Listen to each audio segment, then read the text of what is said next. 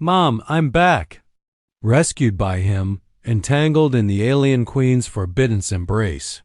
The rescue and reunion, the alarm blared through the crystalline corridors as Xander Cross sprinted toward the detention wing.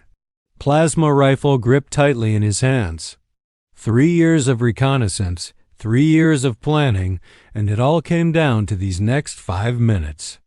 The fortress walls glowed with bioluminescent veins that pulsed like a living heartbeat, casting strange shadows that danced across his tactical suit. Subject located. West Tower, 3rd level, crackled his earpiece. Xander adjusted his course, boots barely making sound against the smooth alien floors. He found her in a chamber that looked more like a luxurious apartment than a prison cell. Lyra Solwyn stood by an enormous window overlooking the violet seas of this strange world, her silhouette framed by 3 distant moons.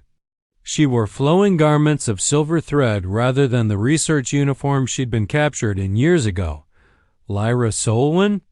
Xander kept his weapon lowered but ready. She turned slowly, and he was struck by how serene she appeared. Her auburn hair had grown long, braided with small luminous crystals. Her green eyes held a depth that hadn't been there in her mission photos. "You're here to rescue me," she said quietly. "Not a question. Your mother never stopped looking. We need to move now." The extraction was cleaner than expected, almost too clean.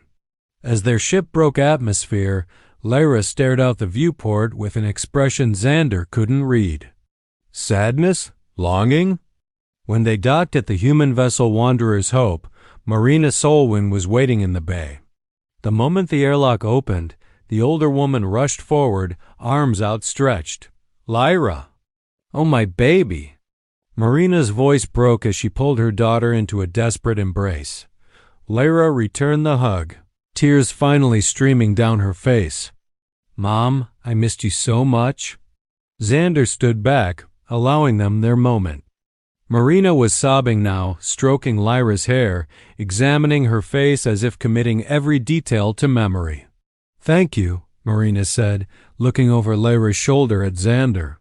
"Thank you for bringing her home." He nodded, but something gnawed at him.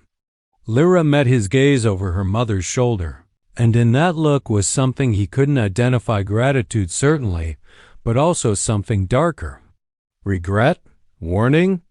Later, as the medical team checked Lyra over, Xander stood in the observation deck, watching the alien world shrink in the distance. He'd completed his mission. So why did it feel like something was just beginning? Lingering shadows and growing tension. Meridian Station hummed with its usual activity, but for Lyra Solwyn, everything felt wrong. The recycled air seemed too thin after breathing the oxygen-rich atmosphere of Ixera's world. The stark metal walls felt oppressive compared to the living crystal she'd grown accustomed to. Even her childhood bedroom in the residential quarters felt like a stranger's room. Marina noticed everything. She brought Lyra her favorite foods, suggestive activities they used to enjoy together, but her daughter remained distant, often staring out the viewport toward the stars. "Sweetheart, the counselor thinks talking might help," Marina ventured one evening over dinner. "I'm fine. Mom, just adjusting." Lyra pushed food around her plate. What Lyra couldn't tell her mother was about the dreams. Every night, she wandered through memory palaces of bioluminescent corridors, heard the haunting melodies of alien court musicians, felt the weight of Empress Vixera's knowing gaze. The pendant hidden beneath her shirt, a teardrop crystal that pulsed with faint inner light, grew warm against her skin whenever she thought of her. Xander began visiting in the 3rd week. At first, he came on official business, filing reports about the rescue. Then the visits became less formal. He'd bring coffee, ask how she was adjusting, stay to talk. "You don't have to keep checking on me," Lyra said one evening, though she didn't want him to leave. "Maybe I'm not just checking on you." Xander leaned against the wall of her quarters, his angular features softened by the dim lighting. "Maybe I need someone who understands what it's like out there." beyond the boundary. Something shifted between them then. They began meeting late at night in the station's observation lounge when it was empty. Xander told her about the loneliness of deep space missions, the weight of command, the comrades he'd lost. Lyra found herself sharing more than she intended, not about captivity, but about unexpected beauty. Art forms humans had never imagined. Philosophy that challenged everything she thought she knew. They weren't cruel to you, were they? Xander asked carefully one night. Lyra's fingers unconsciously touched the pendant through her shirt. No, they were ... complicated. She was complicated. The Empress? Lyra nodded, unable to say more. How could she explain that her captor had become her teacher? That conversations with Vixara had expanded her mind in ways her human education never had? That leaving felt less like escape and more like abandonment. Xander moved closer, and Lyra's breath caught. In the starlight streaming through the viewport, his dark eyes held something intense, protective. "I'm glad you're safe," he whispered. Lyra's heart hammered. She was drawn to him, his strength, his genuine concern, the way he seemed to truly see her. But guilt twisted in her chest. Was she betraying Vixara by feeling this? Was she using Xander to forget? From her quarters down the hall, Marina watched through the security feed, relieved to finally see her daughter smile. She didn't notice the way Lyra's hand kept touching that strange pendant, or the faraway look that crossed her face when she thought Xander wasn't watching. The Empress's arrival, the diplomatic vessel appeared on Meridian. Station sensors without warning, a massive structure of living crystal and dark metal that seemed to bend light around itself. Admiral Chun's face went pale as the transmission came through. "This is Empress Vixara Neth of the Corvathian dynasty. I come under Treaty of Parley. We have matters to discuss." The station erupted into controlled chaos. Diplomats scrambled to prepare the Grand Hall. Security teams took positions throughout the corridors. And in her quarters, Lyra dropped the cup she'd been holding. Hot tea spreading across the floor. "She's here," Lyra whispered. Clutching the pendant, Marina found her daughter standing rigid by the window. "Lyra, what's wrong?" "Nothing. I need to see Xander." But Xander was already in the briefing room, watching the docking procedure with a mixture of professional wariness and something else he couldn't name. He'd studied files on Empress Vixara during mission prep, seen images, but nothing prepared him for the reality. She emerged from her vessel like darkness given form and grace. Her skin held an iridescent quality that shifted between deep purple and midnight blue. Her eyes were solid gold without pupils, yet somehow expressive. She wore robes that seemed woven from starlight itself, and her presence commanded attention from everyone in the docking bay. The formal reception that evening was tense. Human dignitaries made stiff pleasantries while Vixara moved through the crowd with unsettling ease, her tall form graceful and predatory. Xander stood at attention with the security detail, trying not to stare. Then those golden eyes found him across the room. Vixara's lips curved into something that might have been a smile. She approached Marina and Lyra first. "Mrs. Solwyn, how wonderful to see your daughter return to you." Her voice was like music played on instruments that shouldn't exist. Marina stiffened but remained polite. "Your Majesty."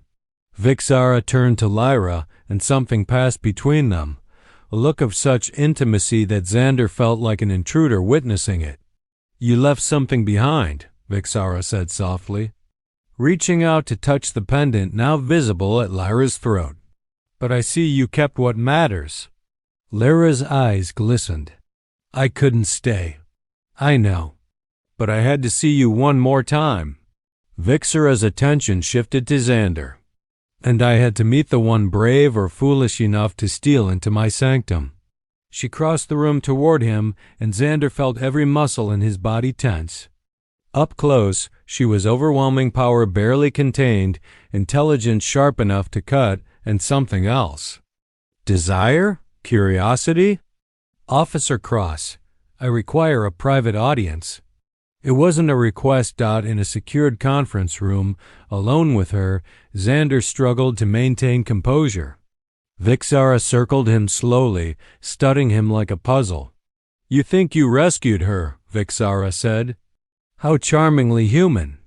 Tell me, officer, do you know why my guards were so conveniently absent during your infiltration?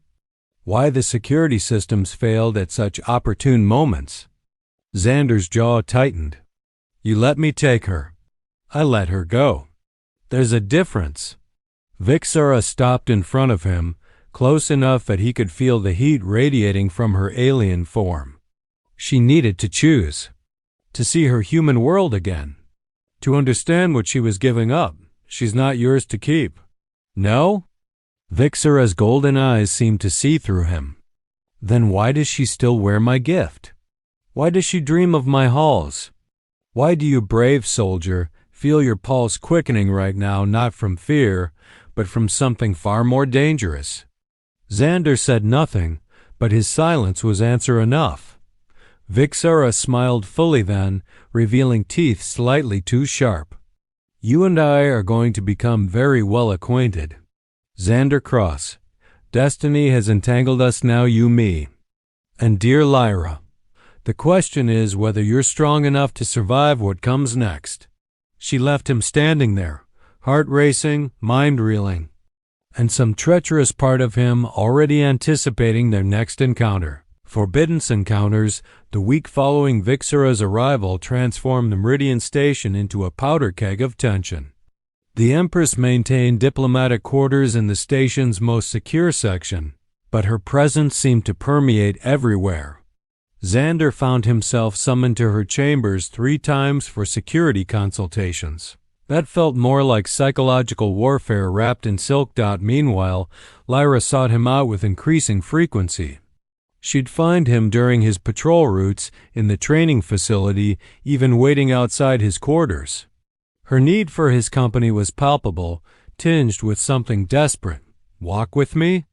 Lyra asked one evening. Finding him in the corridor, they ended up in the station's botanical garden, a luxury maintained for crew morale. Under the artificial stars projected on the domed ceiling, surrounded by earth plants struggling to thrive in recycled soil, Lyra finally began to open up. I wasn't a prisoner there, Xander. Not really. She sat on a bench carved from synthetic stone, and he settled beside her. Vixara gave me freedom to explore, to learn. She taught me things about the universe that humans haven't even theorized yet.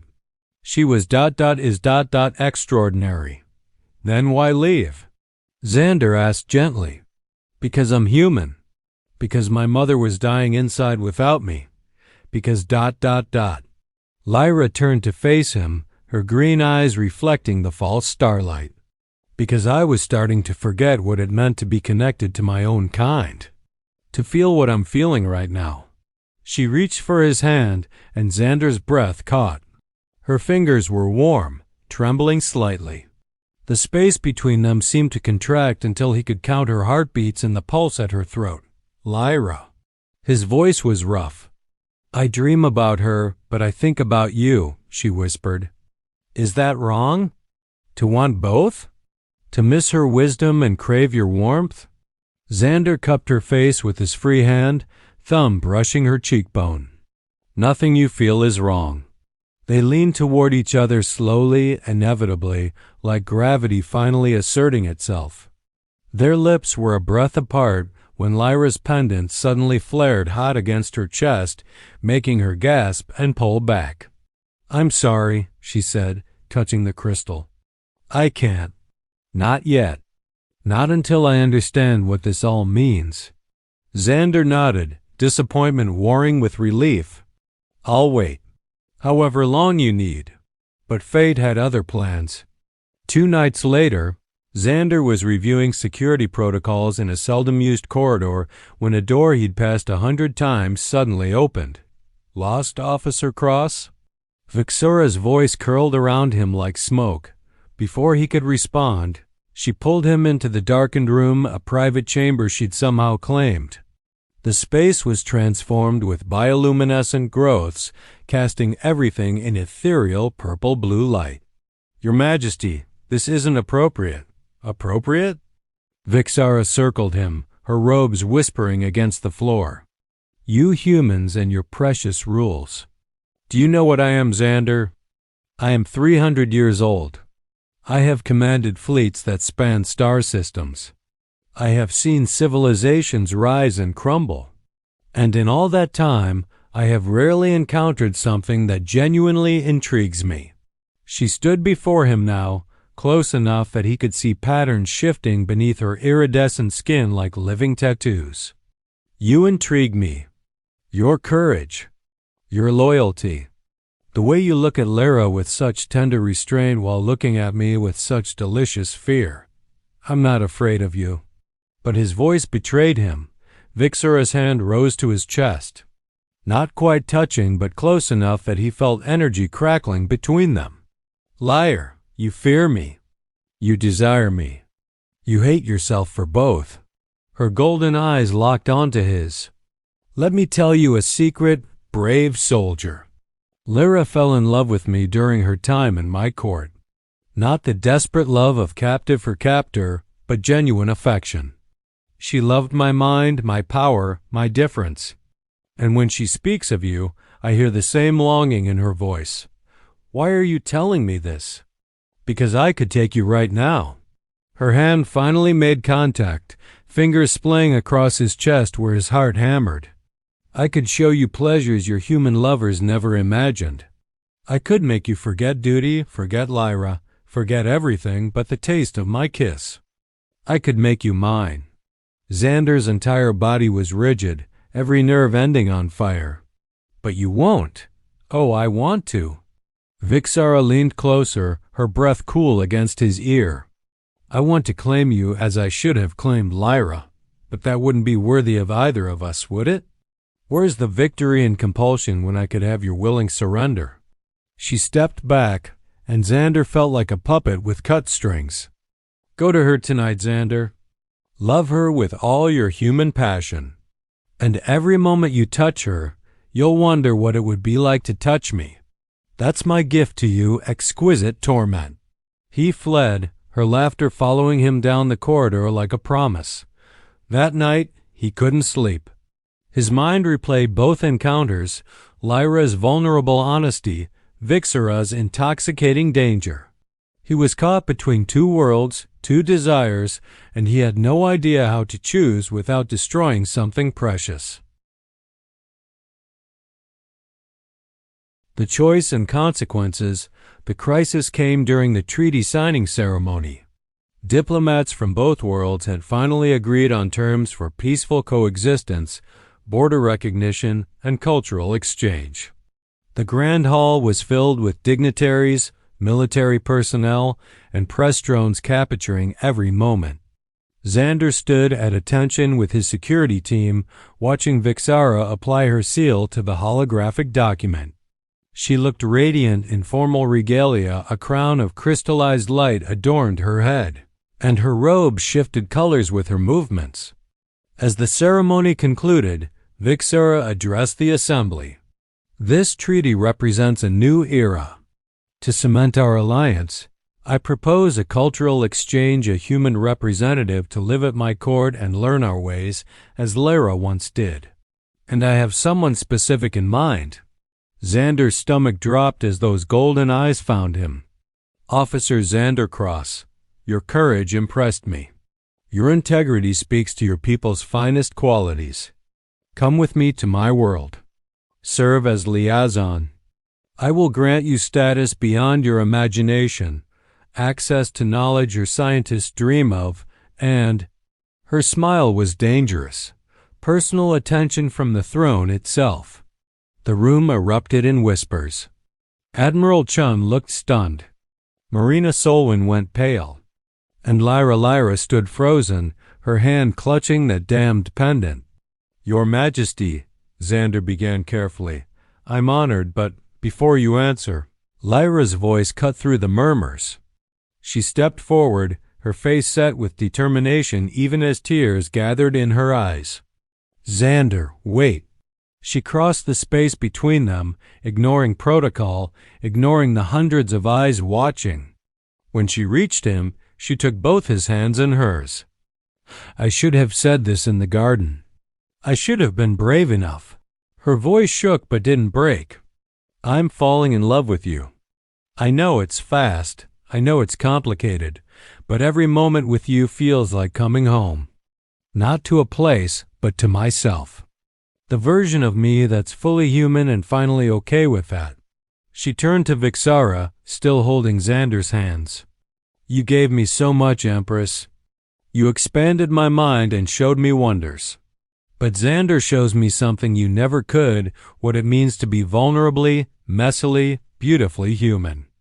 To love without power dynamics or cosmic significance. Just two people choosing each other." Vixara's expression was unreadable, but something flickered in those golden eyes. Respect? Sadness? Before Xander could respond, Marina pushed through the crowd. "Please," she addressed Vixara directly, her voice breaking. "I just got my daughter back. Don't take someone else she cares about. Haven't we sacrificed enough for peace?" The Empress was silent for a long moment, studying the three humans before her. When she finally spoke, her voice was softer than anyone had heard. "You think I'm stealing him? How little you understand.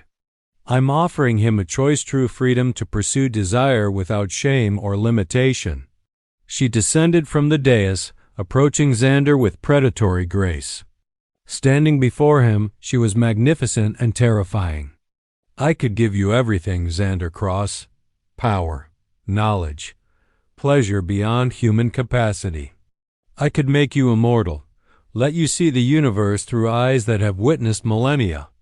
I could love you with an intensity that would burn away all your doubts and fears." Her hand rose to his face and he felt that electric charge again. "But she loves you with something I've forgotten how to feel: innocent hope. Human fragility.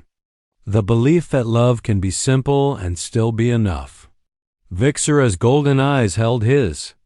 "So choose. Come with me into the infinite, or stay in this small, brief human life. Either way, you'll spend eternity wondering what you gave up." Xander looked at Lyra, her tear-stained face, her trembling hope, her mother standing protectively behind her. He thought about late-night conversations and almost kisses.